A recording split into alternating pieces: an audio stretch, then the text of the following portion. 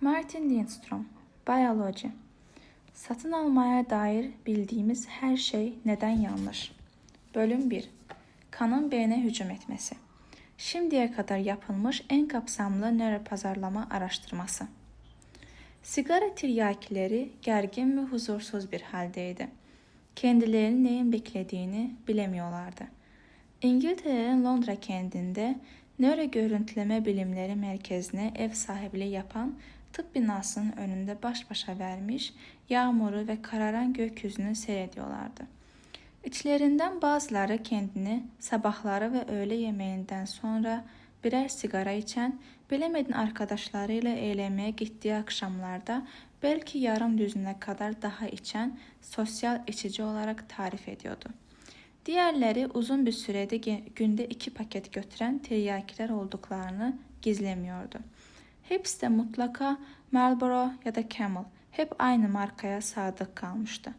Araştırmanın kurallarına göre 4 saat boyunca sigara içemeyeceklerini biliyorlardı. Bu yüzden içlerine mümkün olduğunca çok nikotin ve katran depolamaya uğraşıyorlardı. Arada bir çakmaklar, kibritler yakılıyor, duman halkaları üfleniyor, endişeler ortaya dökülüyordu. Acaba canları yanacak mıydı? Tam George Orwell'lik bir durumdaydılar. Makine acaba kafaların içini okumayı başarabilecek miydi? Binanın içinde her tıp laboratuvarında olduğu gibi antiseptik, ağırbaşlı, sakinleştirici, ruhsuz bir ortam vardı. Bembeyaz soğuk koridorlar ve donuk gri kapılar. Araştırma başlarken ben de tıkış tıkış sıralar, sayısal cihazlar, 3D bilgisayar ve beyazlar içindeki bir grup araştırmacının arasında kokpite benzer bir kontrol kabininde geniş bir camın önündeki yerimi aldım. Dev bir çörek heykeline benzeyen ama çok sert ve uzun bir dili olan 4 milyon dolarlık devasa bir makinenin fMRI, işlevsel manyetik rezonans görüntüleme tarayıcısının boydan boya kapladığı bir odaya bakıyorduk. Bugünün en ileri beyin tarama tekniği olan fMRI, tüm vücuda oksijen taşıyan al yuvarlardaki hemoglobinin manyetik özelliklerini ölçer. Başka bir deyişle fMRI beyinden geçen oksijenli kan miktarını ölçerek 1 milimetre kadar küçük bir alanı bile tespit edebiliyor. Bildiğiniz gibi beyin özel bir görev üzerine çalışırken daha fazla yakıt, yani esas olarak oksijen ve glikoz talep eder. Bundan ötürü beynin bir bölümü ne kadar yoğun çalışırsa yakıt tüketimi, dolayısıyla oraya oksijenli kan akışı o kadar artar. Demek ki fMRI taraması sırasında beynin hangi kısmı kullanılıyorsa o bölge kıpkırmızı parıldar. Böylece nörologlar bu hareketliliği izleyerek herhangi bir anda beyinde hangi alanların faaliyet halinde olduğunu saptayabilirler. Nörologlar 4 çeker bir araba boyutlarındaki 32 tonluk bu cihazı genelde tümörleri, inmeleri, eklem yaralanmalarını ve röntgen ve BT bilgisayarlı tomografi taramasında görülemeyen diğer tıbbi durumları tespit etmek için kullanıyorlar. Nöropsikiyatrlar fMRI cihazından psikoz, sosyopati ve çift kutuplu rahatsızlık gibi tedavisi zor belirli psikiyatrik rahatsızlıkları aydınlatmakta yararlanıyorlar. Oysa bekleme odasında oflayıp puflayarak sohbet eden, odayı arşınlayıp duran sigara tiryakileri ne hastaydılar ne de herhangi bir zihinsel rahatsızlıkları vardı.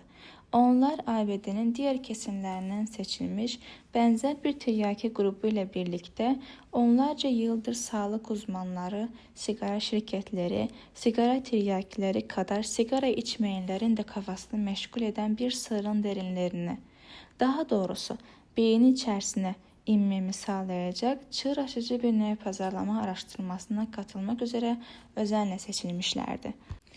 Sigara paketlerinin üzerine en çarpıcı şekilde konulan sağlık uyarılarının tiryakiler üzerinde hiç demesek bile son derece az bir etkisi olduğunu uzun bir süredir gözlüyorum. Sigara ölümcül kansere yol açar.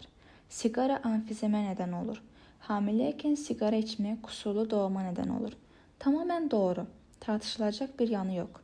Üstelik bunlar yalnızca hafife alınacak Amerikanvari uyarılar da değil. Avrupalı sigara üreticileri uyarıları gözden kaçması olanaksız kopkoyu renklerle ve iri harflerle yazıyorlar. Portekiz'de Camel paketindeki devenin resmi küçültülerek çocukların bile anlayabileceği yazılar kondu. Fumar mata, sigara içmek öldürür. Ama hiçbiri Kanada, Tayland, Avustralya ve Brezilya'daki ve yakından İngiltere'de de uygulamaya girecek olan uyarılarla böyle ölçüşemez.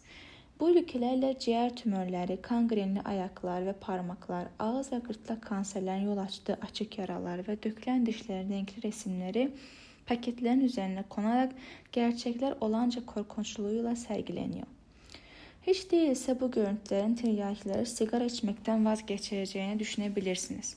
Oysa 2006'da dünya çapında uygulanan tütün reklamı yasağına, tıp dünyasının sık sık yaptığı sert uyarılara ve devletlerin yoğun sigara aleyhtarı kampanyalarına karşın tüm dünyada tiryakiler 5763 milyar sigara içiyordu ve bu sayı free shoplar ile kara borsada satılan sigaraları kapsamıyordu. Bir keresinde Avustralya'da bir mağaza tezgahtarın bir paket sigara isteyen müşteriye üzerine ciğer resmi olan paketten mi istersiniz yoksa kalp ya da ayak resmi olandan mı diye sorduğuna tanık oldum. Bu tercihin ne sıklıkla yapıldığını sordum satıcıya. Sigara alan müşterilerin yarısının böyle bir tercihte bulunduğunu öğrendim. Sigaranın zararları hakkında bunca bilgiye karşın dünyadaki yetişkin erkeklerin yaklaşık 1/3'ünü içmeye devam ettiği tahmin ediliyor. Her gün yaklaşık 15 milyar sigara satılıyor. Bu dakikada 10 milyon sigara eder. Milyonlarca içicinin sigaranın Parkinson hastalığına iyi geldiğine, şizofreni belirtilerini iyileştirdiğine, beyin hücrelerinin etkin çalışmasını sağladığına ve iş performansını yükselttiğine inandığı için de erkek doktorların %60'ı dahil olmak üzere 300 milyon kişi sigara tiryakisi. Yılda 1,8 trilyon sigara satışıyla bugün Çin tekeli yeryüzüne tüketilen sigaraların yaklaşık 1/3'ünden sorumludur. Tüm dünyada tütün kullanan 1,4 milyar insanın oldukça büyük bölümünü Çinliler oluşturmaktadır. Dünya Bankası bu sayının 2025 yılında yaklaşık 1,6 milyara çıkacağını öngörüyor. Çin, ABD, Rusya, Japonya ve Endonezya'nın toplamından daha fazla sigara tüketmektedir. Batı dünyasında nikotin bağımlılığı ciddi bir endişe konusu olmaya devam ediyor. İspanya'da bugün en çok ölüm sigaradan kaynaklanıyor. Her yıl 50 bin kişi sigarayla bağlantılı hastalıklardan ölüyor. İngiltere'de 65 yaşın altındaki tüm yetişkinliklerin yaklaşık 1/3 sigara içerken 65 yaşın altındaki nüfusun yaklaşık %42'si sigara içilen evlerde yaşıyor.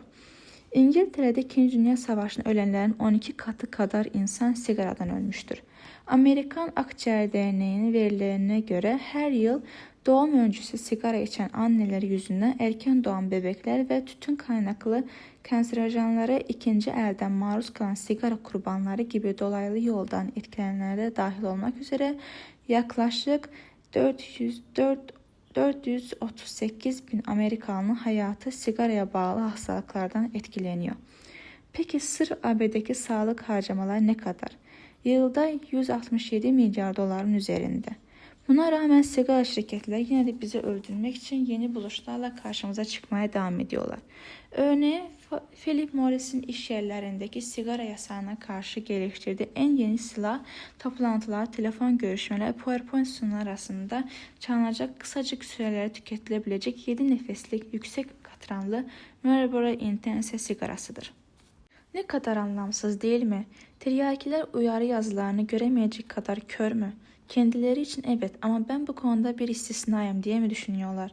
Yoksa tüm dünyaya yiğitlik gösterisi yapmaya mı kalkıyorlar? İçten ölümsüz olduklarına mı inanıyorlar yoksa ya da sigaranın sağlığa zararlarını bilip de umursamıyorlar mı? İşte benim Ehmiran teknolojisinin yardımıyla bulmaya umduğum şey buydu. Yukarıdaki araştırmaya katılan 32 sigara içisiyle mi? Aslında bu 32 kişi tarihin en büyük çaplı, en devrimci pazarlama deneyi için Amerika, İngiltere, Almanya, Japonya ve Çin'den derlediğim 2081 gönüllünün küçük bir bölümüydü. Bu şimdiye kadar denenmiş bütün pazarlama araştırmalarının 25 kat daha büyük bir araştırmaydı. Var olan en ileri bilimsel araçların kullanıldığı bu araştırma, markalandırma ve pazarlama mesajlarının beynimiz üzerine nasıl etkide bulunduğu, gerçek benliğimizin bilinçli düşüncemizin daha derin bir düzeyde uyaranlara nasıl tepki verdiği, bilinç dışı zihnimizin davranışımızı nasıl kontrol ettiğinin, çoğunlukla davrandığımızı düşündüğümüzün tam tersi yönde ardına yatan hareketleri gün ışığına çıkardı. Başka bir deyişle tüketicilerin, iş çevrelerinin, reklamcıların ve hükümetlerin bugün karşısına dikilen en büyük bulmacalardan ve meselelerden birini araştırmaya girişmiştim. Örneğin ürün yerleştirme gerçekten işe yarıyor mu? Benim bulduğum yanıt kesinlikle yaramadığıydı. Marka logolarının gücü nedir? Koku ve sesler herhangi bir logodan daha etkilidir. Bilinçaltı reklamcı hala yapılıyor mu? Evet, sanırım geçen gün şu mağazada beğendiğiniz şeyi size aldıran odur. Satın alma davranışlarımız dünyanın belli başlı dinlerinden etkileniyor mu? Hem de nasıl? Üstelik bu etki giderek büyüyor. Yasal ikazlar ve sağlık uyarıları üzerimizde ne kadar etkili oluyor? Okumaya devam edin. Reklamlarda cinsellik işe yarıyor mu? Pek fazla değil. Bugünkünün daha çarpıcı boyutlara çıkabilir mi? İzleyin de görün. 2004 yılında başlayan araştırmamız sonuçlanıncaya kadar hayatımın 3,5 yılını aldı ve yaklaşık 8 çok uluslu şirkete 7 milyon dolara patladı. Çok sayıda deneyden oluşan araştırmamıza dünyanın dört bir köşesinden binlerce deneyin yanı sıra 200 araştırmacı, 10 profesör ve etik kurul katıldı. Dünyanın en gelişkin 2 beyin tarama cihazı kullanıldı. fMRI ile hızlı beyin dalgalarını gerçek zamanlı olarak izleyen ve en gelişkin elektroensefalografi versiyonu SST, Steady State Topography, sabit hal tipografisi araştırma ekibine Dr. Gemma Calvert, İngiltere Warwick Üniversitesi Uygulamalı Nörogörüntüleme Bölüm Başkanı ve Oxford'da kurulu Neuroscience'in kurucusu ile Profesör Richard Spears'tan Avustralya'daki NeuroInsight'ın CEO'su başkanlık ettiler. Sonuçlara gelince şimdi de bu konuda bütün söyleyebileceğim nasıl ve neden satın aldığınız ilgili tüm düşüncelerinizi değiştirecek olduklarıdır. Araştırma günlerinde Marlin fMRI cihazına sırt üstü uzandı. Makinenin platformu kalkıp yerinden kilitlenirken hafif bir tıklama sesi duyuldu. Merlin sanki biraz tereddüt ediyormuş gibi görünüyordu. Kim etmez ki? Ama teknisyen günün ilk beyin tarama işlemine başlamadan önce başının büyük bölümünü kapayan koruyucu başlığı takarken yüzüne istekli bir gülümseme yayıldı. Deney öncesinde yaptığımız anket ve görüşme sırasında Melly Millsex'li yeni boşanmış 2 çocuk annesi bir kadın olduğunu öğrenmiştim. Sigaraya 15 yıl önce yatılı okulda başlamıştı. Kendi bir nikotin bağımlısından çok günde 1-2 sigara içen az içici, daha çok geceleri bu sayı 8-10'a çıkaran bir parti içisi olarak tarif ediyordu. Sigara paketlerinin üzerindeki yazılardan etkilendiniz mi diye bir soru vardı ankette. Marilyn elindeki kalemi sanki her an ucunu yakacakmış gibi parmakları arasında dolaştırırken evet diye yanıt vermişti. Bu uyarılar sigarayı azaltmanıza etki etti mi? Bir evet daha. Biraz daha kalem çevirme. Ben hiç sigara içmedim ama Marilyn'i anlıyordum. Görüşmeye verdiği yanıtlar yeterince açıktı. Şimdi sıra beyniyle mülakat yapmaya gelmişti. MRI'ye girmeyenler bilmez. MRI'nin dünyadaki en rahatlatıcı ya da keyif verici olay olduğu söylenemez. Makine şangır şungur sesler çıkarırken hiç kıpırdamadan dümdüz yatmak oldukça yorucudur. Hele bir de panik rahatsızlığınız veya klostrofobiniz varsa kendinizi bir telefon kulübesine diri diri gömülmüş gibi hissedebilirsiniz. Ama artık içine girdikten sonra bir yoga sükuneti içinde durmak en iyisidir. Nefes alın. Alın, verin, bir daha alın. Göz kırpmak ve yutkunmak serbest. Sol baldırınızdaki kaşınız sizi mahvetse de siz onu aldırmamaya bakın. Ufak bir titreme, yüz ekşitme, anne babanıza duyduğunuz nefretin aklınıza gelmesiyle bedeninize ulaşabilecek hafif bir irkilme, en ufak bir hareket bütün sonuçların çöpe gitmesi demektir. Bant, bilezik, kolye, burun küpesi veya dil piercing gibi üzerinizdeki bütün takıları önceden çıkarmak zorundasınız. Cihazın büyük mıknatıs gücü üzerinizdeki en ufak bir metal parçasını öyle bir hızla çekip alır ki ne olduğunu anlamaya fırsat bulamazsınız. Marilyn tarayıcıda 1 saatin biraz üzerinde bir süre kaldı. Bir otomobilin geri görüş aynasını andıran küçük bir yansıtıcı alet yakındaki bir ekran üzerinde bir dizi sigara uyarı işaretini çeşitli açılardan birbirine yansıtıyordu. Bu slayd göstərisi sırasında içində uyanan siqara içmə arzusunu dərəcələndirməsi istəyən Merlin görüntü geçərkən düymə kutusu denen bir aletin el büyüklüğündeki bir akordeona benzeyen küçük bir siyah konsol düğmesine basarak tepkisini gösteriyordu. İzleyen 1,5 ay boyunca yeni bir denek üzerine beyin taraması yapmaya devam ettik. 5 hafta sonra ekibin lideri Dr. Calvert sonuçları önüme koydu. En hafif deyişiyle afalladım. Bulgular Dr. Calvert'i bile hayat düşürmüştü. Sigara paketinin yanlarındaki ön ve arkasındaki uyarı yazılarının tiryakinin sigara arzusunu bastırmaya en ufak bir etkisi olmadığı gözlenmişti. Sıfır etki. Başka bir deyişle demek ki bütün bu korkutucu resimler, devlet düzenlemeleri, 123 ülkenin sigara aleyhtarı kampanyaları, harcadığı milyarlarca dolar para hepsi son tahlilde boşa gitmişti. Ağzımdan emin misiniz denilen başka bir laf çıkmıyordu. Kesinlikle eminim de yanıtladı doktor. Tam bir istatistiksel doğrulama almış olduğunu da ekleyerek. Oysa bu Dr. Calvert'in sonuçları daha etraflıca analiz ettiğinde keşfettiklerinin yarısı kadar bile şaşırtıcı değildi. Sigara paketlerindeki uyarılar ister kibarca bir anımsatma şeklindeki Amerikan uyarı yazıları, ister İngilizlerin kara kutularla yaptığı direkt uyarılar, isterse insan dehşete düşüren yara içindeki ağız, akciğer ve ayak görüntüleri olsun, gerçekte sigara içenlerin beynindeki arzu noktası diye de bilinen nucleus accumbens çekirdeği bölgesini uyarıyordu. Bu bölge vücut bir şeyi arzuladığında, bu alkol, uyuşturucu, tütün, seks ya da kumar olabilir, ışımaya başlayan uzmanlaşmış nöronların bir zinciridir. Accumbens çekirdeği bir kez uyarıldığında tatmin olmak için sürekli daha yüksek dozlara ihtiyaç duyar. Kısacası fMRI sonuçları sigara uyarı yazılarını insanları sigara içmekten caydırmayı başaramadığı gibi Accumbens çekirdeğinin faaliyete geçirerek aslında tiryakileri sigara yakmaya özendirdiğini ortaya koyuyordu. Bu durumda ister istemez sigara alışkanlığını dizginlemeyi, kanseri azaltmayı ve insan yaşamını kurtarmayı amaçlayan sigaralardaki bu uyarı yazılarının tam tersine tütün endüstrisinin ölümcül bir pazarlama aracı haline geldiği sonucuna vardık. Uyarı yazılarının yararlı olup olmadığını sorduğumuz eşicilerin çoğu hemen evet yapıştırmıştı. Ama belki de bunun nedeni doğru yanıtın ya da araştırmacıların duymak istedikleri şeyin bu olduğunu düşünmeleri ya da sigara içmeyen sağlığa zararlı olduğunu bilmenin verdiği suçluluk duygusuydu. Ancak Dr. Calvert'in daha sonraki çözümlemeleri nedenin gönüllülerin sigaranın vücutlarına verdiği zarardan ötürü duydukları suçluluk duygusu ilgisi olmadığını ortaya çıkardı. Tiryakilerin suçluluk duyguları nedeni uyarı yazılarının beyinlerindeki istek bölgelerini uyarmasıydı. İşte bilinçli zihinleri bu ayrımı yapamazdı. Merlin soruşturma kağıdını doldururken henüz makineye girmemişti ama beynin saçmalığa papuç bırakmayan en sağlam yeri kendisiyle inata çekişiyordu. Tıpkı her birimizin beynimizin hepimizde her gün yaptığı gibi. Daha sonra gerçekleştirdiğimiz ek beyin tarama çalışmalarının sonuçları da sigara araştırma projesiyle aynı ölçüde provoke edici, büyüleyici ve tartışma doğurucu nitelikte oldu. Alınan her sonuç beni ölüme koyduğum amacı bir adım daha yaklaştırdı. Ne tür reklamların markalandırma ve ambalajlama yöntemlerinin ilgimizi çekerek bizleri satın almaya özendirdiği konusundaki uzun bir geçmişe dayalı bazı varsayım, efsane ve inançlara tepe taklak etmek. Eğer ilgimizi uyaran ve sonunda cüzdanlarımızı açmamıza sağlayan bilinçaltı kuvvetleri açığa çıkarmaya yardımcı olabildiysem, beyin tarama araştırması hayatımın en önemli 3 yolu olarak kabul edeceğim. Mesleğim küresel markalandırma uzmanlığı.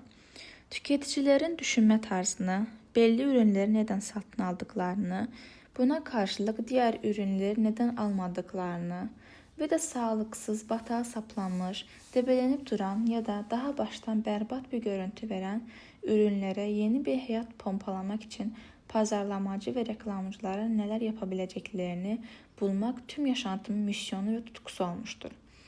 Çevrenize şöyle bir bakarsanız mutfak lavabosunun altındaki ürünlerden masanızın çekmecesine, attığınız çikolataya, yatağınızın baş ucuna dönen telefona, banyodaki tıraş kremine, kapı önündeki arabanıza kadar evinizin ya da dairenizin her köşesinde benim markalandırma çabalarımın parmak izlerini görebilirsiniz.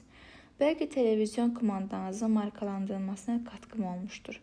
Belki bu sabah yudumladığınız kahvenin, Geçen hafta sipariş ettiğiniz salamlı cheeseburger ve patates kızartmasının, kullandığınız bilgisayar yazılımının, espresso makinenizin, diş macununuzun, kepek şampuanınızın, dudak kreminizin, iç çamaşırlarınızın. Bu işi yıllardır yapıyorum. Terletmeyen kadın hijyen ürünleri, iPod, bira, motosiklet, parfüm, Suudi Arabistan yumurtası gibi uzayıp giden bir liste oluşturan çok sayıda ürünün markalandırılmasına yardımcı oldum. Bir markalandırma uzmanı ve marka fütüristi olarak bu küresel çaptaki deneyimlerimin toplamının bana gelecekteki olası tüketici ve reklamcılık eğilimlerini kuş bakışı görme olanağı verdiği anlamına gelir. Meslektaşlarım ve ben iş dünyasının gözünde bir tür ambulans hizmeti, bir kriz müdahale yönetimi ekibi gibiyizdir. Feşmekan bölgenin zengin silisyum içerikli kristal berraklığındaki dağ pınarları ve artezyen kuyularından gelen şişe sularınızı yüksek fiyat kategorisinde satışa sunduğunuzu varsayalım. Şirket tüketicileri bu suyu New Jersey otobanı yakınlarındaki dev bir tesiste değil de sığ fiyortlarda dağ perileri tarafından şişirildiğine inandırmak istiyor. Ancak buna rağmen şirketin pazar payı hızla düşerken kimse ne yapacağını bilemiyor. Konuyu ele alıp irdelemeye başlıyorum. Bu ürünün sırrı nedir? Onu öne çıkaran özellik nedir? Tüketicilerin paylaştığı herhangi bir öykü ya da ritüel var mı? Yoksa biraz kurcalayarak kendimiz bir öykü üretebilir miyiz? Şirketin bugüne kadar hiç aklına gelmeyen duyulara seslenerek ürünün reklamcılığın iki boyutluluk engelini aşmasını nasıl sağlayabiliriz? Koku, dokunma ve işitme duyuları örneğin şişenin kapağını açarken çıkacak hafif bir ses gibi. Belki de çekici pembe şişe taşıma çantası. Reklam kampanyası modern, eğlendirici, risk alan bir kampanya mı yoksa diğer şirketlerinkiler gibi sıkıcı ve akılda kalmayan türden mi olmalı? Çok fazla seyahat ettiğimden markaların dünyanın her köşesindeki performansını izleyebiliyorum. Yılda 300 günümü sunum, analiz ve konuşmalar yapmak için uçaklarda geçiriyorum. Günlerden salı ise beni Mumbai'de bulabilirsiniz. Ertesi gün Sao Paulo'da ya da Dublin'de, Tokyo'da, Edinburgh'da, San Francisco'da, Atina'da, Lima'da, Sri Lanka'da ve Şangay'da. Bu yoğun seyahat takvimi benim açımdan bırakın ürünlerin eylem halini izlemek için Rio de Janeiro, Amsterdam ve Buenos Aires'teki bir mağazayı ziyaret etmek, öğle yemeği için bile çalıştıkları binanın dışına çıkma fırsatı bulamayacak kadar yoğun olan bir ekibe taşıyabileceğim bir avantajdır aslında. Geçim yolu olarak böyle her yere bizzat gitmemin sıra dışı bir yöntem olduğu sayısız kez söylendi bana. Boyum 1.72 idi ve 38 yaşımda son derece genç gösteren bir yüze sahip olmak gibi bir şansım ya da belki de şanssızlığım vardı. Öne sürebileceğim tek mazeret her zaman bakışlarımı donduracak kadar soğuk bir iklime sahip olan Danimarka'da büyümüş olmaktı. Yüz hatlarım geriye taranmış, sarı saçlarım ve devamlı siyah giyme alışkanlığım çoğu kişide benim tuhaf bir protestan çocuk ya da bilim laboratuvarına giderken yolunu şaşırıp yanlışlıkla şirket yönetim kuruluna dalan, başı biraz bulutlarda büyümüş de küçülmüş bir lise öğrencisi olabileceğim izlenimi yaratıyor. Yıllar geçtikçe buna alıştım. Sanırım bunun benim markam haline geldiği söylenebilir. Peki nasıl oldu da kendimi yağmur altındaki bir İngiliz üniversitesinde gönüllülerin bir ardına Efmiray Bey'in tarama cihazına girdiği antiseptik bir tıp laboratuvarına bakan camın arkasında buldum. 2003 yılında artık piyasa araştırması ve odak grupları gibi geleneksel araştırma yöntemlerinin tüketicilerin gerçek düşünme tarzlarını anlamakta yetersiz kaldığını tam anlamıyla ikna olmuştum. Bunun nedeni kökünü geleneklerden, yetiştirilme tarzımızdan ve daha pek çok bilinçaltı etmenden alan kültürel önyargılarımızın akını altında akıl dışı işleyen zihnimizin tercihlerimiz üzerine gizli ama güçlü bir etkiye sahip olmasıdır. Sigara paketleri üzerindeki uyarıların kendilerini sigaranın soğuttuğunu söyleyen Marlene ve diğer tiryakiler gibi biz de bir şeyi neden yaptığımızı bildiğimizi düşünebiliriz. Ama beynimize daha yakından baktığımızda bunun tersinin geçerli olduğunu görürüz. Bunun üzerine düşünün. İnsanoğlu olarak kendimizi mantıklı bir tür olarak görmek hoşumuza gider. Kendimizi besler ve giydiririz. İşe gideriz. Gece yatarken termostatı kapatmayı unutmayız. İnternetten müzik indiririz. Jimnastik salonuna gideriz. Kriz anlarına zamanında yetiştirilemeyen işleri, çocuğumuzun bisikletten düşmesini, bir arkadaşımızın hastalığını, bir ebeveynimizin ölümünü yetişkinlere yakışır şekilde metanetle karşılarız. En azından böyle yapmaya çalışırız. Ortağımız ya da iş arkadaşımız bizim mantıksız davranmakla suçladığında az da olsa güceniriz. Aslında bizi bir an için aklımızı kaçırmakla bile suçlayabilirler. Ama hoşumuza gitsin ya da gitmesin, hepimiz şaşmaz bir şekilde mantıklı ya da kesin bir açıklama getiremediğimiz davranışlarda bulunuruz. Terörizm tehlikesi, siyasi çatışma tehditleri, yangın, deprem, sel felaketi, şiddet ve benzeri bir sürü ürkütücü haberin daha sabah gazeteyi elimize aldığımız andan gece yatağa girene kadar durmadan üzerimize yağdığı stres ve aşırı teknolojik bağlantı dolu olan günümüzde bu her zamankinden çok daha fazla geçerlidir. Ne kadar stres altında olursak, kendimizi ne kadar korku içinde ve güvensiz hissedersek, akıl dışı davranışlara girme eğilimimiz de o kadar artar. Örneğin batıl inançların yaşantımıza ne kadar hükmettiğini düşünün bir. Şans getirsin diye tahtaya vururuz. Yönetim kurulu toplantılarında etrafta tahta göremeyince çaresizce onun yerine kullanabileceği başka bir şeyler arayan yöneticilerle karşılaştım. Çanta olur mu? Ya da bir kurşun kalem. Yere düşemesine mi ne dersiniz? Merdiven altından geçmeyiz. Şansımız yaver gitsin diye ki parmağımızı çarpazlarız. Ayın 13'üne denk gelen cuma gününe uçağa binmekten kaçınır ya da geçen hafta çalıların arasında bir kara kedi rastladığımız yolun ilerisinden dolanırız. Bir ayna kırarsak 7 yıl boyunca kim talihten korkarız. Ama hiç kuşkusuz kime sorsanız saçmalama diyecektir. Bu tür boş batıl inançlara kesinlikle hiç itibar etmem. Oysa hepimiz hayatımızın her günü davranışlarımızı bunlara göre ayarlarız. Stres altında hatta her şey yolunda giderken bile insanlar bir şey söylerken davranışla bunun tam tersini gösterir. Kendiliğinden anlaşılacağı gibi insanlardaki bu eğilim tüketicilerin yanıtlarının doğru ve samimi olmasına dayanan piyasa araştırmaları açısından tam bir felaket demektir. Beynimiz zamanın %90'ında otomatik pilottadır. Bu yalan söylemeye bayıldığımız anlamına gelmez. Ama bilinç dışı zihnimizin bilinçli zihnimize oranla davranışlarımızı satın alma nedenlerimiz de içinde olmakla yorumlamada çok daha iyi olduğu anlamına gelir. Marka oluşturma kavramı yaklaşık 100 yıldan beri kullanılmaktadır. Ancak reklamcılar bu kavram hakkında hala bölümlü mağazaların öncüsü John Wanamaker'ın 100 yıl önce açıkladığının fazlasını bilmiyor. Reklam bütçemin yarısı boşa gitti. Mesele şu ki bunun hangi yarısı olduğunu bilmiyorum. Şirketler çoğunlukla salt dikkat çekmeye çalışmanın dışında bizleri özgün bir şekilde etkilemek için ne yapmaları gerektiğini bilemiyor. Şirketlerin akıllı olmadıklarını söylüyor değilim. Akıllı oldukları kesin. Bazıları örneğin bütün şirketleri ürkütücü derecede akıllılar. Ama yine de çoğu şu temel soruya yanıt bulamıyor. Biz tüketicileri yaptığımız tercihlere yönlendiren dürtü nedir? Şu ya da bu ürünün veya markayı diğerine tercih etmemizi sağlayan etmen nedir? Alışveriş yapanların kafasından geçen gerçek düşünceler neler? Şimdiye kadar bu sorular doğru dürüst bir yanıt getiren kimse çıkmadığı için şirketler her zamanki strateji ve taktiklerini kullanarak yol almaya çabalıyorlar. Örneğin pazarlamacılar hala eski tas eski hamam çalışmaya devam ediyorlar.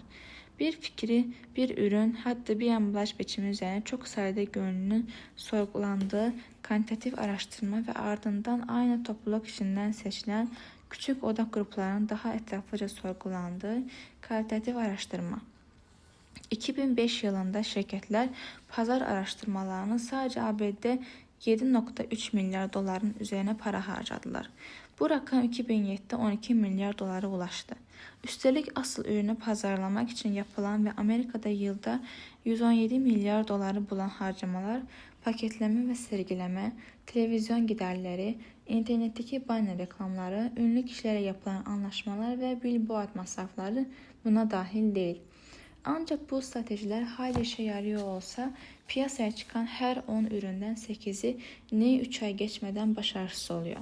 Japonya'da piyasaya çıkan yeni ürünlerdeki başarısızlık oranı onda 9,7'yi buluyor. Şimdi biliyoruz ki kitabın ilerleyen sayfalarında sizin de göreceğiniz gibi araştırmaları ve odak gruplarına katılan kişilerin sözleri, davranış biçimleri hakkında güvenilir bir fikir vermemekle gerçeğin çok uzağında kalmaktadır. Bunu bir örnekle gösterelim. Günümüzün modern annesi mikroplardan çok korkar. Güvenlik ve sağlık gibi konular çok daha hassastır. Aklı başında hiçbir kadın kazayla koli basılı kapmak ya da boğaz enfeksiyonuna yakalanmak istemez. Ayrıca bu mikropların küçük yavrularına bulaşmasını da istemez. Bunu dikkate alan bir şirketin araştırma bölümü kadınların yanlarını taşıyabileceği ve tozlu bir ofiste, bir arkadaşının kirli dairesinde ya da tıklım bir metroda geçirdiği günün ardından ellerine sürebileceği adi Purell olsun antibakteriyel bir ürün geliştirir. Peki acaba Purell, mikrop ve güvenlik korkumuzu gerçekten önleyebilir mi? Ürünü pazarlanan bu sözcüklerin çoğumuz için ne anlam ifade ettiğini nasıl bilebilirler? Kuşkusuz kendini güvende ve emniyette hissetmek gibi temel bir insani arzu, harici mikroplu trabzanlardan, bakteri taşıyan kalabalık jimnastik salonları ve tozlu ofislerden uzak durma yönünde doğal bir eğilim vardır. Ama sigara tiryakiler yaptığımız anketlerde görüldüğü gibi bu duyguları her zaman olduğu gibi dile getirmeyiz ya da bilinçli bir şekilde hareket noktası almayız. Düşünce ile duygu arasında erişemediğimiz koca bir açık alan vardır. İster aşk, ister empati, isterse kıskançlık, öfke ya da iğrenme olsun. Yaşadığımız her duygu için aynı şey geçerlidir. Zor fark edilecek ufacık etmenler bile odak gruplarının yanıtlarını çarpıtabilir. Belki bir kadın 4 çocuğun, 3 köpeğin ve 17 kertenkele annesi olarak mikroplar konusunda daha titiz davranması gerektiğini bildiği halde oradaki diğer kadınlara evini olağan ölçüleri aşan bir dağınık içinde bulunduğunu itiraf etmek istememiş olabilir. Belki araştırma ekibinin başı başka bir kadına, en iyi arkadaşı uğruna kendisini terk eden eski sevgilisini anımsatmış. Bu da tamam, sadece belki diyoruz. Onun ürün hakkındaki izlenimini olumsuz yönde etkilemiş olabilir. Belki de hepsi adamın burnuna gıcık kapmıştır. Demek istediğimiz şu: bütün bu mikro duygular bir oda dolusu yabancı insanın önünde kelimeleri dökmeye ya da kağıda geçirmeye deneyimdir. Mümkün değil, yapamazsınız.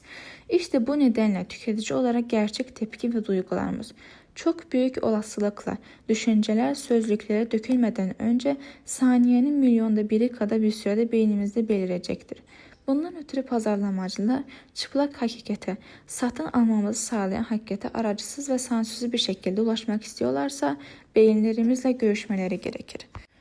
Bütün bunlar beni 2003 yılında şirketlerin biz müşterilere ulaşma yollarında temel bir yanlışlık olduğuna ikna etti. Şirketlerin tüketicileri anlamadığı gayet açıktı. Şirketler beklentilerimize denk düşen markalar bulup geliştiremiyorlardı. Ürünlerini aklımızı ve yüreğimizi kavrayacak şekilde sunmayı da tam olarak bilemiyorlardı.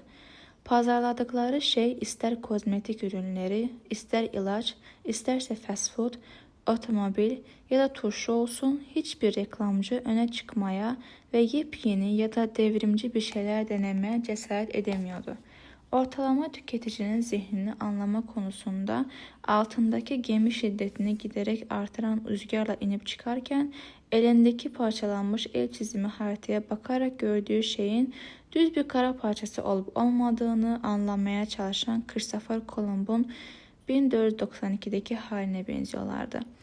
Beynin en derin sırlarını açığa çıkarmakla aklımdan şirketlerin tüketicileri manipüle etmesine yardımcı olmak gibi bir düşünce geçmiyordu. Aklımda bambaşka bir şey vardı. Ben bir alıcıyım ve eninde sonunda ben de herkes gibi ürünlerin ve markaların bir hedefiyim.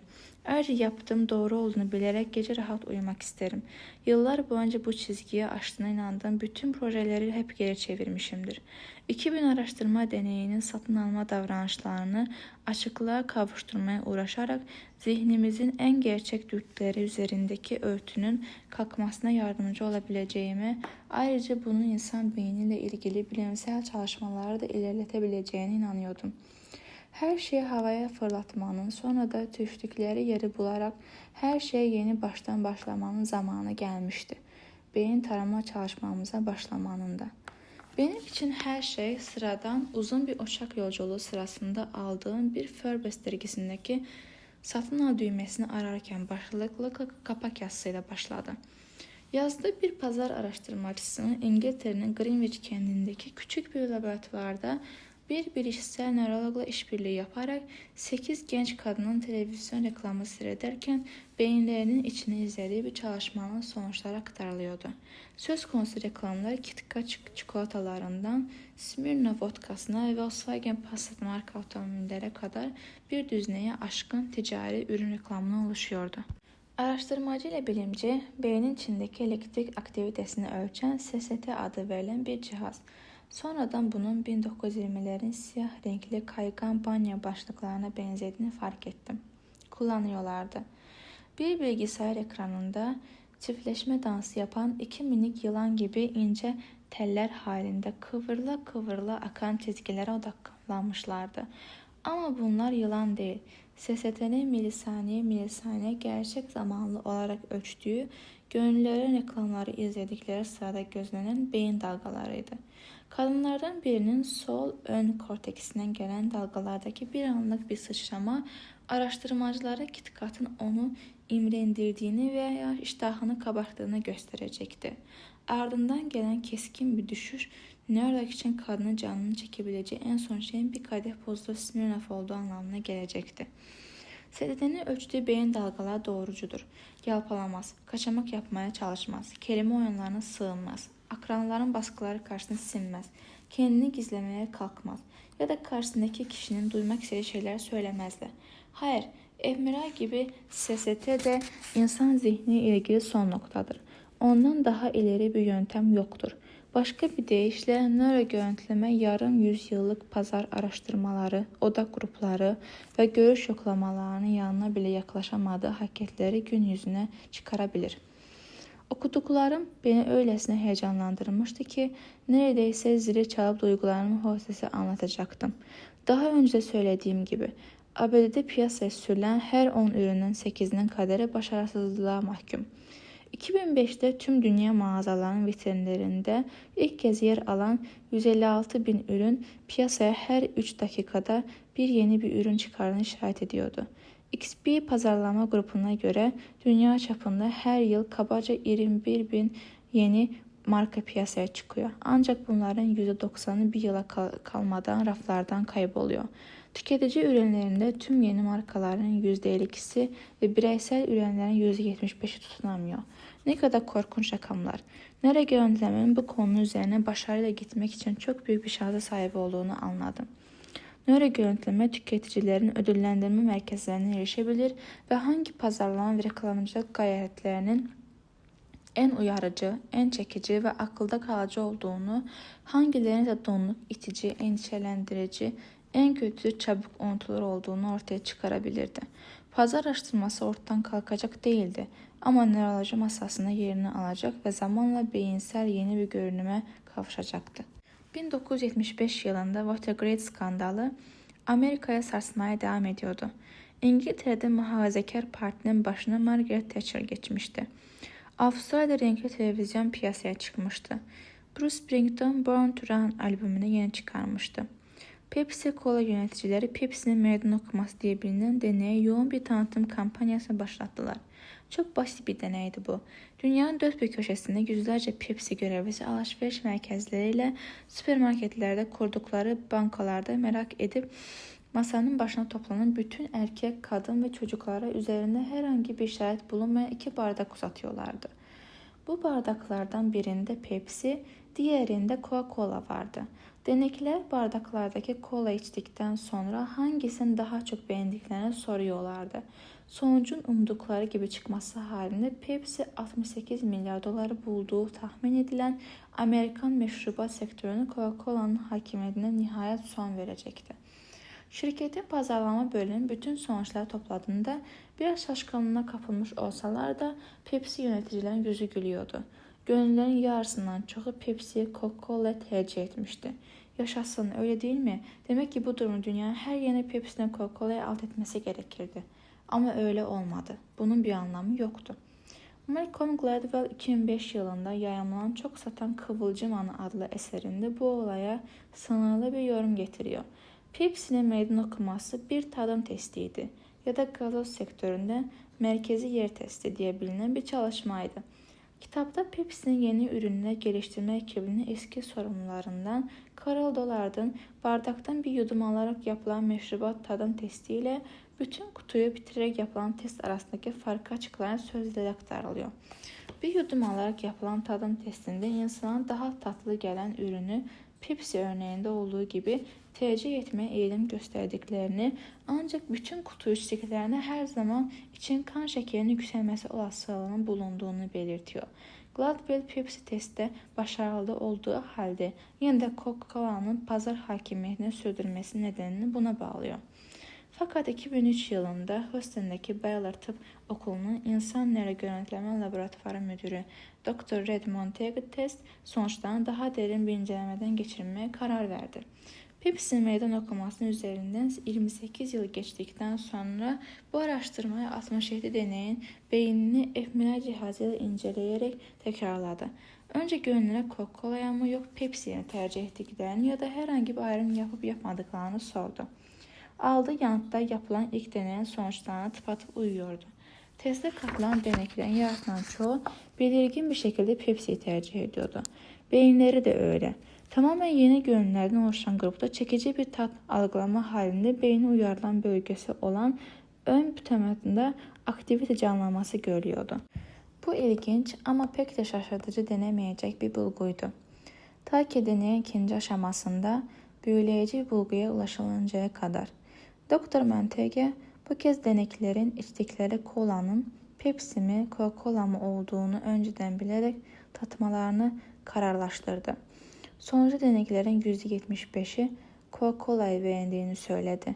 Dahası Montego gönüllülerin beyin aktivitelerinde bir yer değişikliği olduğunu gözlemledi. Ön pütamentin yanı sıra beynin başka ödevlerle birlikte daha derin düşünme ve ayırt etme görevinden sorumlu kısmı olan orta prefrontal kortekste hızlı kan akışı tespit edilmişti. Bunlar Dr. Montego beynin iki ayrı bölgesinin akılcı düşünme ile duygusal düşünme konusunda sessiz bir iç çatışmaya tutuştuğunu gösterdi ve karar verme ile kararsız kalma arasında geçen bu minicik bocalama anında duygular deneklerin akla dayalı bir Pepsi tercihi yapmasına karşı ayaklanan isyancı askerler gibi harekete geçiyorlardı. İşte Coca-Cola'nın zaferi kazandığı an buydu. Deneklerde devreye giren Coca-Cola ile ilgili bütün olumlu çağrışımlar, tarihi, logosu, rengi, tasarımı ve kokusu, Coca-Cola ile ilgili çocukluk anıları, Coca-Cola'nın yıllardır yaptığı televizyon ve gazete reklamları, markanın kolayla tartışılmaz, tükenmez, önlenemez şekilde doğrudan duygusal özdeşliği Pepsi'nin tadına dönük akılcı, doğal tercihleri alt etmişti. Neden? Çünkü duygular değer unsurlarını kodlama aracıdır ve bizi duygusal yönden yakalayan bir marka. Başlangıç için Apple'ı, Harley Davidson'u ve L'Oreal'ı aklınıza getirmeniz yeter. Her seferinde mutlaka galip gelir. Dr. Montego'nun araştırmasının beyin ile markalandırma arasında kesin bir bilimsel bağın varlığının kanıtlanmış olması bilim dünyasını şaşkınlığa boğdu ve çekinmeden bahse girebileceğiniz gibi reklamcılar da ilgi göstermeye başladılar. Düşünce kalıplarımız ve karar alma süreçlerimizde açılan yepyeni ve merak uyandırıcı bir pencerenin gerçekliği yakalayabilmesi için birkaç minik yudum daha gerekiyordu. Coca-Cola Pepsi araştırmasına hemen ardından buna benzer ve etkisi ondan aşağı kalmayan yeni bir nöropazarlama deneyi daha gerçekleşti. Teksas'ın epeyce kuzeyinde Princeton Üniversitesi'nde 4 psikolog deneklerin önüne koydukları bir tercih üzerinden beyin taraması yoluyla yeni bir deneye girişler. Kısa süreli anında doyum ile geciktirilmiş ödül arasında tercih. Psikologlar rastgele seçtikleri bir grup öğrenciden 2 Amazon.com hediye çeki arasında bir tercih yapmalarını istediler. Birinci tercihde $15'lık bir çeki hemen alabileceklerdi. İkinci tercihde ise 2 hafta beklemeye göze alabilirlerse kendilerine $20'lık bir çek verilecekti. Bu durumda daha yüksek bir meblağ kazanmış olacakları açıktı. Beyin taramaları sırasında her iki hediye seçeneğinde duyguların üretildiği merkez olan lateral prefrontal kortekste aktiviteyi tetiklediği görüldü. Ama $15'lık çeki hemen şimdi alma olasılığı çoğu öğrencinin beyninin limbik bölgesinde öncelikle duygusal yaşantımızdan aynı zamanda bellek oluşumundan sorumlu olan bütün bir beyin yapıları grubu olağan dışı bir uyarılma canlanmasına yol açtı. Psikologlar herhangi bir etmen öğrencilerin heyecan duygularını artırdığında anında doyum seçeneğinin olmasa da en yakın seçeneğe tercih etme olasılıklarını yükseldiğini saptadılar. Kuşkusuz akılcı zihin $20 mantıksal açıdan daha iyi tercih olduğunu biliyordu. Ama ne oldu derseniz sonunda duygular galip geldi. İnsanların davranışlarına yön veren belli başlı kararlara neler olduğunu iktisatçılar da anlamak istiyorlar. İktisat teorisi ne kadar gelişkin olursa olsun onun da önüne reklamcıların karşılaştıkları türden engeller dikiliyor. Massachusetts Cambridge kentinde bir koruma fonu firması olan Alpha Simplex grubunun yöneticisi Andrew Lo, finans ve ekonomi araştırmaları duvara toslanmış bulunuyor diye açıklıyor durumu. İnsanların karar alma nedenlerini anlamak için beyinlerin içine girmemiz gerekiyor. Bunun nedeni tıpkı pazar araştırmalarında olduğu gibi ekonomik modellemelerin de insanların öngörülmesi mümkün olan akılcı bir şekilde davrandıkları varsayımına dayanmasıdır. Ama yeni kana çarpmaya başlayan beyin tarama dünyasında görülmeye başlanan şey yine duygularımızın aldığımız her karar üzerine muazzam bir etkisi olduğudur. Böylece beynin finansal konularda karar alırken izlediği yolun araştırılmasına yani nöroiktisata yönelik bir ilgi doğmuştur. Bu yaklaşım ehmiral sayesinde cömertlik, açgözlülük, korku, ferah gibi duyguların ekonomik kararların alınmasının nasıl etkili bulunduğunu konusunda eşi görülmediği bir içgörü sağlıyor. Carnegie Mellon Üniversitesi davranışsal iktisat uzmanı George Lansden de doğruladığı gibi beynin büyük kısmı bilinçli düşünmeden çok otomatik süreçlerin hakimiyeti altındadır. Beyinde gerçekleşen işlemlerin çoğu bilişsel değil, duygusaldır. Nöro yönetleme yaklaşımı reklamcılık dünyasına ilgi alanına girdikten sonra diğer disiplinler arasında kendisine yol açması kimseye şaşırtmamalı. Aslına bakarsanız siyaset, hukuk uygulamaları, ekonomi hatta Hollywood bile çoktan harekete geçmiş bulunuyor. Ya siyasetçilerin ihmal ilgisi bunun göstergelerini her an karşımızda bulabiliriz. Seçim komiteleri seçilebilecek bir başkan adayı yaratmak için milyar dolarlara ulaşan paralar harcıyorlar. Ama yine seçimden artık çok küçük yüzdelik farklar kazanılıp kaybediliyor. Elinizde kayıtlı seçmenlerin beyinlerinde olup bitenlere saptırma olanı veren bir araç olduğunu düşünebiliyor musunuz? Bir kampanyada görev aldığınızı bu aleti kullanmak istersiniz değil mi? Clinton yönetiminin üst düzey danışmanlarının strateji uzmanı Tom Friedman, FKF Applied Research adlı şirketini kurduğunda aklından geçen şey buydu belki de. FKF tüm çalışmasına karar alma süreçlerine, beynin liderlik vasıflarına nasıl tepki verdiğini araştırmaya adamıştır. 2003 yılında şirket Bosch Kerry başkanlık yarışmasında yürütülen kampanya reklamlarına halkın tepkisini ölçmek için ehmiral tarama yöntemini kullandı. Friedman test deneklerine Başkan George Bush ile Massachusetts Senatörü John Kerry adına düzenlenen reklamlardan yapılan bir değerleme gösterdi. Bunlar arasında iki adayın fotoğrafları, Dünya Ticaret Merkezi'ne düzenlenen 11 Eylül terörist saldırısı ile ilgili görüntüler ve eski başkanlardan Lyndon Johnson'ın 1964 tarihli küçük bir kız çocuğu bir papatyanın yapraklarını yolarken patlayan nükleer bombayı gösteren kötü ünlü papatya reklamı yer alıyordu. Sonuç, tahmin edileceği gibi 11 Eylül saldırısının görüntüleriyle papatya reklamı adayların amigdalasında adı Yunanca badem sözcüğüne gelen ve diğerlerinin yanı sıra korku, endişe ve dehşet gibi duygulara hükmeden beynin küçük bir bölgesi kayda değer bir hareketle neden oldu. Ancak Friedman Cumhuriyetçiler ile Demokratların 11 Eylül görüntülerine farklı tepkiler verdiklerini saptadı. Demokrat deneklerin amigdalalara Cumhuriyetçilerinkinden çok daha belirgin bir şekilde ışıldıyordu. Araştırmanın lideri Nöropsikiyatri Enstitüsü'nden doçent Marco Iacobini bu tuhaf aykırılığı Demokratların 11 Eylül olayının George Bush'un 2004 yılında yeniden seçilmesine olanarak yaratabileceği bir kırılma noktası olacağından korkmalarına bağladı. Tom Friedman bu teoriye Demokratların genel olarak 11 Eylül'ün çağrıştırdığı askeri güç fikrinden Cumhuriyetçilerin çoğuna oranla daha çok rahatsızlık duyduğu yorumunu ekledi. Ancak Friedman'ın en ilginç bulduğu nokta araştırmasının aynı zamanda bir politikacının seçim kazanmasında seçmenlerin korkularının kilit bir rol oynadığı defalarca kanıtlandığı için oy verenlerin amigdalalarını taramanın kampanya reklamlarının hazırlanmasında çok işe yarayacağını göstermesiydi. Kaldı ki Johnson'ın papatya reklamı da onun nükleer savaş korkusunu kullanarak 1964 seçimlerinden zaferle çıkmasını sağlamamış mıydı?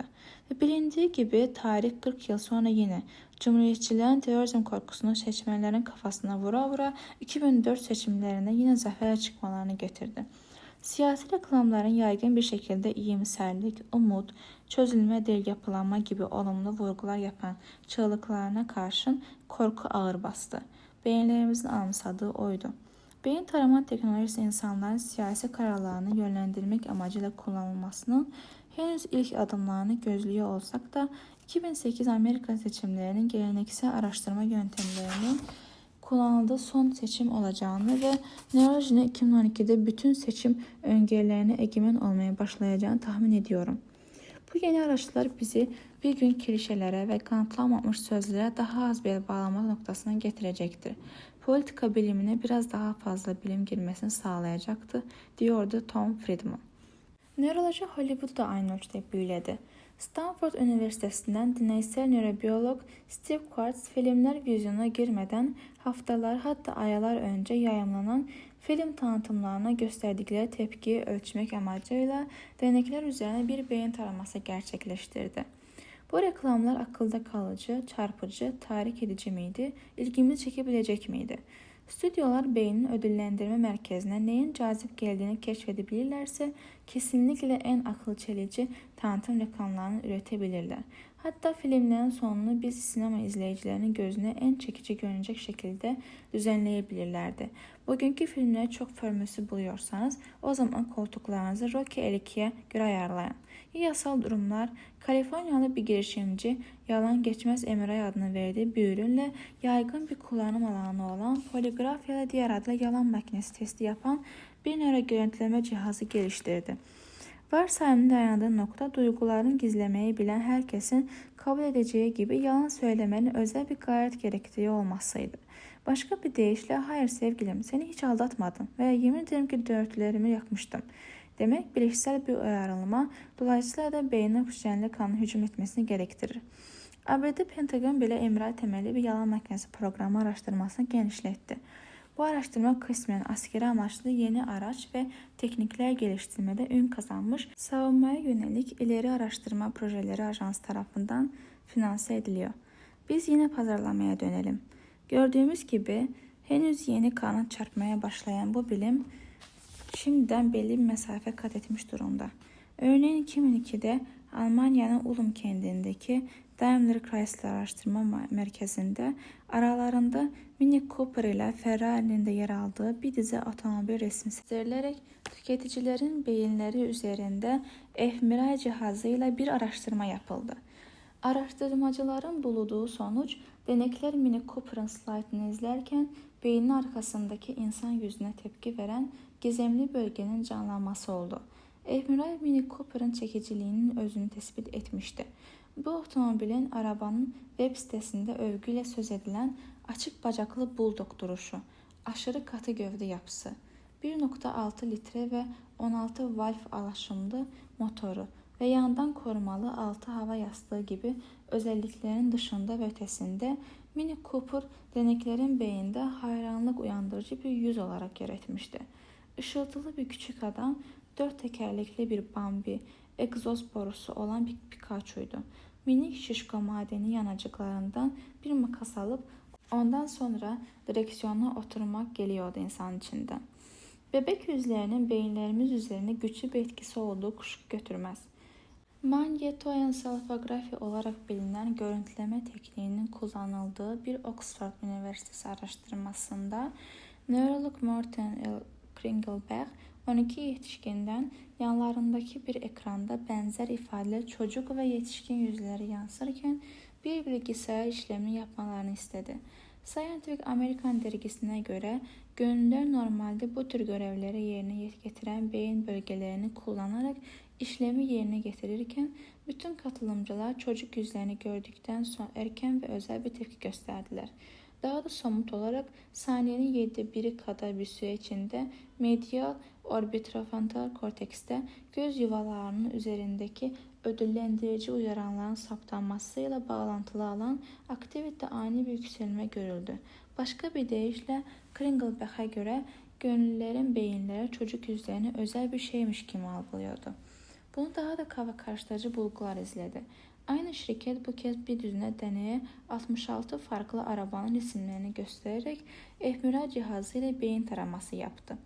Araştırmaya katılan bir psikiyatr ve nörolog olan Henry Walter'ın bildirdiğine göre spor arabalar bu kez beynin ödüllendirme ve pekiştirme ile bağlantılı bölgesini uyarmıştı. Erkekler için çoğunlukla en ödüllendirici olan şey nedir? Seks. Anlaşıldığı kadarıyla bu araştırmadaki erkeklerin bilinçaltında erkek tavus kuşunun sırtlarındaki tüyleri kabartarak dişileri kendine çekmeye çalışması gibi karşı cinsi spor arabanın alçak boyu, yüksek motor devri ve krom kaplamalarıyla etkileme çabası yatıyordu. Walter işi bir adım daha ileri götürerek erkek tavus kuşunun tüylerinin uzunluğu ve parlaklığı doğrudan onun diriliğine, erkeksiliğine ve sosyal konumuna tanıklık ettiği için nasıl dişi kuşlar cılız tüyleri erkekleri kelliğini gizlemeye çalışan adamlar gibi geri çeviriyor ve tüyleri en çok parlayan, en göz alıcı kuşları tercih ediyorsa, kadınların da aynı şekilde kendine yakışan gösterişli bir spor arabası olan erkekleri tercih ettiği şeklinde bir açıklama getirdi. Hayvan olarak güçlü ve başarılıysanız böylesi anlamsız bir şeye enerji yatırabilirsiniz. Nöroloji özünde benim hep inandığım bir şeye meydana çıkarmıştı. Marka göz alıcı tasarımlar şeklinde paketlenmiş, fark edilebilir ürünlerin ötesinde bir şeydi. Gerçi o döneme kadar yapılan bütün nöro görüntüleme testleri belli bir ürüne odaklanıyordu. Benim yapmaya karar verdiğim beyin tarama araştırması somut bir markayı. Henken, Honda Civic, Gillette, tıraş bıçağı ya da Q-tip gibi incelemekle yetinmeyecekti. Benim yapacağım araştırma marka kavramının beyinlerimize gerçek anlamda ne ifade ettiğini keşfetme yönündeki ilk girişim olacaktı. Neden bazı ürünler başarıya ulaşırken bazılarının yüzüstü yere kapaklandığını anlamak için tüketicilerin kafasının içine göz atmayı başarabilirsem, bu çalışmam yalnızca şirketlerin ürün tasarlama, pazarlama ve reklam yapma tarzlarını değiştirmekle kalmayacak, aynı zamanda hepimize satın almaya karar verirken beynimizin içinde gerçekten ne olup bittiğini anlamı olanağı sağlayacaktı. Peki nereden başlamalıydım? Kuşkusuz atmam gereken ilk adım bu deneyi gerçekleştirmek için en iyi bilimcileri ve piyasadaki en gelişkin cihazları bulmaktı. Sonunda elektroensefalografın en ileri versiyonu olan SST ile fMRI yöntemlerini birlikte kullanmaya karar verdim. Bunları tercih etmenin birkaç nedeni vardı. Her iki cihaz da zararsızdı. İkisi radyasyonu yaymıyordu ve ikisi de biz tüketicileri etkileyen duygusal çekim ya da iticilik düzeyini mevcut diğer bütün araçların daha keskin ölçebiliyordu. Daha önce belirttiğimiz gibi fMRI beyinde 1 milimetre küçüklüğündeki bir alanı bile izleyebiliyor. Aslında birkaç saniyede bir beynin minik bir filmini çekiyor ve 10 dakika içinde oldukça kapsamlı bir enformasyon birikimi oluşturabiliyor. Bu arada daha ucuz bir cihaz olan SST ise anlık tepki ölçme avantajına sahip. fMRI'de bu ölçüm birkaç saniyelik gecikmelerle yapılabiliyor. Bu özelliği sizde televizyon programlarını ve reklamları izleyen ya da herhangi bir görsel uyarana bakan insanların beyin faaliyetlerini gerçek zamanlı olarak kaydetmek için ideal bir araç yapıyor. Üstelik seyyar bir laboratuvar gibi her an seyahate çıkmaya hazır, taşınabilir bir cihaz. Çin hükümetinden Çinli tüketicilerin beyinlerini taramak için şimdiye kadar kimseye verilmeyen özel bir izin koparmaya başardığımızda cihazın bu özelliği ne kadar işimize yaradı bilemezsiniz.